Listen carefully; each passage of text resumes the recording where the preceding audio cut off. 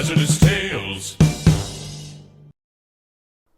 Hi everybody, Nathan Hale here. Sorry I haven't posted in, over a year, but it has been a very busy year. I probably visited over 100 schools. I finished an entire graphic novel that has nothing to do with American history. It's called One Trick Pony. I'll be making a video about that soon. But enough about that. Let's jump right back into it. I do want to make a few more videos, get back on a regular schedule of making videos. I also moved, as you can tell. I'm in a different studio here. But enough about that. Let's talk drawings. I'm in the middle of drawing book 7 in the Hazardous Tales series. Book 7 is about World War II bombers. The original title we had for it was called 16 Bombers. Not a very great title. And we thought maybe people might worry that it was about 16 suicide bombers or something really terrible like that. Not that bomber planes are any less destructive. In fact, they're probably more destructive than suicide bombers. Way more destructive. But in any case, it is no longer called 16 Bombers. Now we are calling it, and this is a great title I'm very excited about, Hazardous Tales number 7, The Raid of No Return. Way better, right? I love it. So, I am drawing a page of a bunch of these Army Air Corps bombers volunteering for this raid. So let's jump right in. As you can see on the screen right here, I've got my sketch laid in. I always do pretty loosey-goosey sketch so that when the ink work or the line work goes in, it's got some energy and life to it. So I don't draw a super detailed sketch. I do a pretty loose one. Let's jump in and talk about these Army Air Corps bombers. This is early 1942.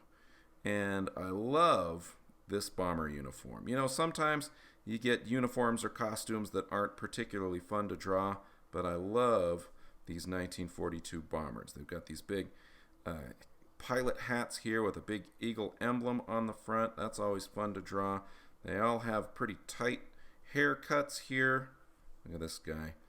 These guys are all volunteering. They're worried that they won't get picked, so they're all sticking their hands up in the air. This is going to be a fun panel.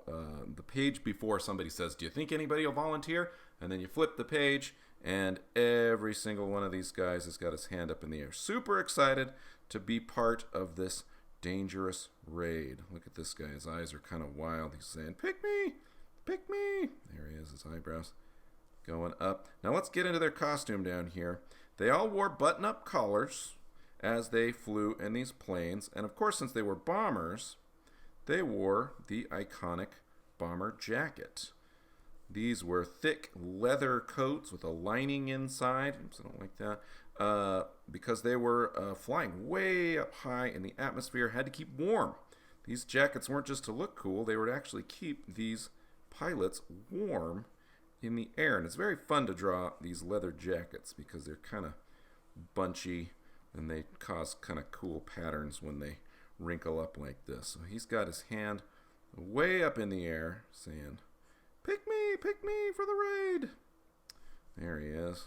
His thumb's a little bit long, but I got a lot of hands to draw in here, so we're going to let that go. Little badge right here that would say their name. Now, I'm not going to go in and put every single pilot's name in their thing right there. They also have an emblem here showing what group they're from. The bomber jackets, they kind of kept them zipped up like this, about halfway. It goes down like this. It has a little kind of cuff thing down here. Now here's what's super interesting when you get into history, especially when you get into the clothes that people wear. This is crazy to me. These guys who were flying these giant war machines above other countries, dropping bombs, running missions, raids, they were doing all of this stuff, and they were doing it in a necktie. Isn't that weird? They were wearing a tie. All of these guys wearing ties. Oops, I forgot his little lapel pins right here too. They also have little straps right here with a little thing like that. You can't quite see them. All of these guys volunteering. This book comes out this year, so I'm drawing as fast as I can to meet the deadline because this book will be out November of 2017. I'm very excited about it. Here we go. Draw another one of these pilot hats right here. All of these bombers look pretty much the same, especially when they all have the same haircut, the same uniform, but they'll kind of act as one big character. There's a couple of guys we'll focus on, but for the most part in this book, these guys will all kind of act as one. Here's another guy. This guy's a little worried that he won't get picked.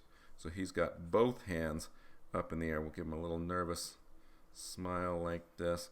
He's got both hands. Oh, he's got his hands out behind his cap. Now, you know, if this was a big poster or a book cover or something that people would be paying really close attention to and wanting to see over and over again, I would be a lot more careful in how I drew every tiny little detail. For example, I don't think that the arms would go behind the hat if he was raising his head, but this is a page that has I think about 40 characters on it. So if you're drawing comics, you can't be a micromanager and stress out about every teeny tiny detail, or you won't meet your deadline. So sometimes you just have to let it go, and this guy's hat is now out in front of his two crazy arms. He's waggling his hands back and forth. Busy year for Hazardous Tales. I don't like that hand. I'm going to bring out another one. We got some exciting things coming up. This book's coming out this year. I think we might have a nice box set of the first handful of books in the series. Watch for that. I believe some of the books are coming out in paperback in the Scholastic Book Club, which is something I have always wanted to be in ever since I was a kid in school and we had the Scholastic Book Fair.